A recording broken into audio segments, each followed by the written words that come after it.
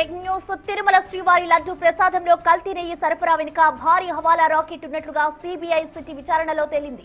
రసాయనాలు, పామాయిలిన్ నూనెలు, జంతువుల కొవ్వులతో కల్తీ చేసిన నెయ్యిని టీటీడీకి సరఫరా చేసి ఆ అక్రమ వ్యాపారం ద్వారా వచ్చిన కోట్లాది రూపాయలను హవాలా మార్గంలో మళ్లించినట్లుగా సిబిఐ సిటీ విచారణలో తేలింది. అయితే ఈ కుంభకోణం వెనుక పక్కా ప్రణాళికతో కూడిన ముందస్తు కుట్ర ఉన్నట్లుగా ఆధారాలు లభించాయి. ఢిల్లీ కేంద్రంగా సాగిన ఈ చీకటి వ్యాపారం విజయవాడ, హైదరాబాద్ మీదుగా తిరుపతి వరకు విస్తరించింది. ఈ రాకెట్ లో బోలేబాబా డైరీ నిర్వాహకులు పామిల్ జైన్, విపిన్ జైన్ ప్రధాన సూత్రధారుడిగా వ్యవహరించారు.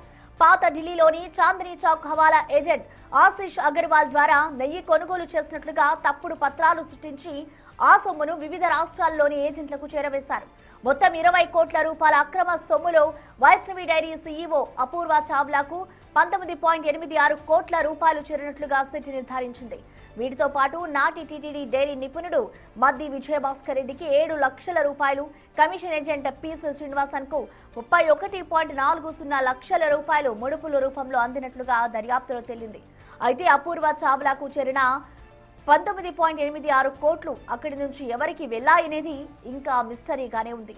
ఈ మాఫియా నెట్వర్క్ లో అసలైన అంతిమ లబ్ధిదారులు ఎవరో తేల్చేందుకు అధికారులు ప్రయత్నిస్తున్నారు.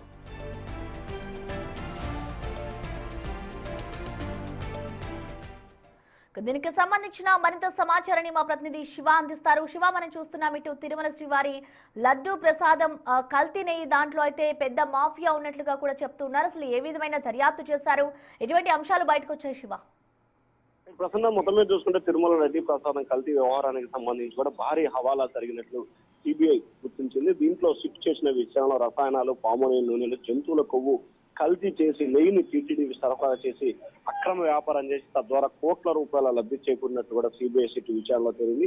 ఈ కుంభకోణం వెనుక పక్కా ప్రణాళికతో అంటే ముందస్తు ప్రణాళికతోటే లబ్ధిదారులు డబ్బులు కైవసం చేసుకోవాలనే దిశగా ప్రణాళికలు రచించినట్లు కొనసాగింది. దీంట్లో చీకటి వ్యాపారాన్ని కూడా పూర్తి స్థాయిలో కొనసాగించారు. ముఖ్యంగా ఆంధ్రప్రదేశ్ రాజధాని విజయవాడ కేంద్రంగా నుంచి హైదరాబాద్ మీదుగా తిరుపతి వరకు ఈ వ్యవహారాన్ని కొనసాగించారు. ముఖ్యంగా ఈ కుంభకోణానికి సంబంధించి బోలేబాబా డైరీ నిర్వాహకులు అన్నదమ్ములు ఇద్దరితో పాటుగా అలాగే పాత ఢిల్లీలో చాందనీ చౌక్ లో ఏజెంట్ అగర్వాల్ ద్వారా కూడా ఈ నెయ్యి సరఫరాకు సంబంధించి కూడా పూర్తి స్థాయిలో ఒక ప్రణాళికను రచించినట్టు తెలుస్తోంది. దాదాపుగా దీంట్లో 19.86 కోట్ల రూపాయలకు సంబంధించి దాదాపుగా 20 కోట్ల రూపాయల సొమ్మును దాదాపుగా పూర్వపు సీఓ చావ్లాకి చేర్చినట్టు తెలుస్తోంది. అలాగే ఏజెంట్లు కావచ్చు, అలాగే టీటీడీకి సంబంధించి గతంలో నిపుణులుగా ఉన్న మద్దికి సంబంధించి అంటే మద్ది విజయభాస్కర్ రెడ్డికి సంబంధించి కొంత నగదు అంటే దాదాపుగా 7 లక్షల రూపాయలకు సంబంధించిన నగదు చేరవేసినట్టు కూడా సిట్టు గుర్తించింది.